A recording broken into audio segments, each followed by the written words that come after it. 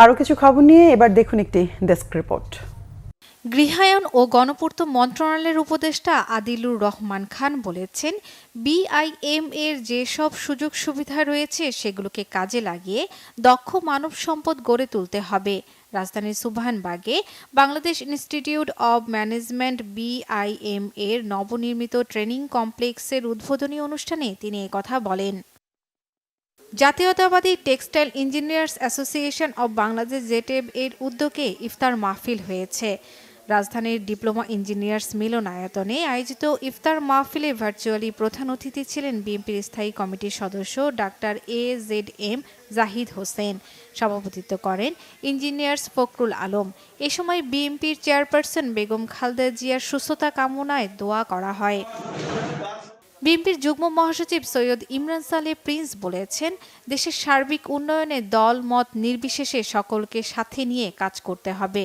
ময়মনসিংহের ধোবাউড়া মোহাম্মদিয়া দাখিল মাদ্রাসার ইফতার মাহফিলে যোগ দিয়ে তিনি একথা বলেন।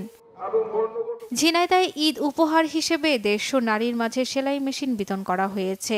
শহরের ফজর Ali girls school and college মাঠে জেলা বিএনপির সভাপতি অ্যাডভোকেট MA মজিদের পক্ষ থেকে এই উপহার সামগ্রী বিতরণ করা হয়।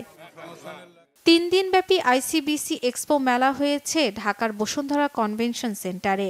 Cable operators association of Bangladesh কোয়াবের উদ্যোগে ও ব্যবস্থাপনায় এ মেলার আয়োজন করা হয়েছে। মেলাটিতে দেশি ও আন্তর্জাতিক প্রযুক্তি প্রতিষ্ঠান, সম্প্রচার মাধ্যম, ডিজিটাল কমিউনিকেশন কোম্পানি এবং সংশ্লিষ্টরা এতে অংশ নেন। চট্টগ্রামে মিরেরসরাই এবং ফেনীর দাগনভূঞা সোসাইল ইসলামী ব্যাংকের 2টি নতুন উপশাখার উদ্বোধন করা হয়েছে। ভার্চুয়ালি যুক্ত হয়ে এর উদ্বোধন করেন ব্যাংকের ভারপ্রাপ্ত ব্যবস্থাপনা পরিচালক মোহাম্মদ নাজমুস সায়াদাত। বক্তব্য রাখেন মিরেরসরাই পৌরসভার সচিব মোহাম্মদ কাইয়ুম চৌধুরী, হিসাবরক্ষক কর্মকর্তা জনাব সাইফুল ইসলাম ও দাগনভূঞা উপশাখার ল্যান্ডলর্ড শাহাদাত হোসেন।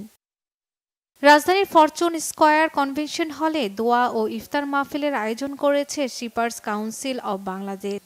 অনুষ্ঠানের সভাপতিত্ব করেন SCB এর চেয়ারম্যান রেজাউল করিম।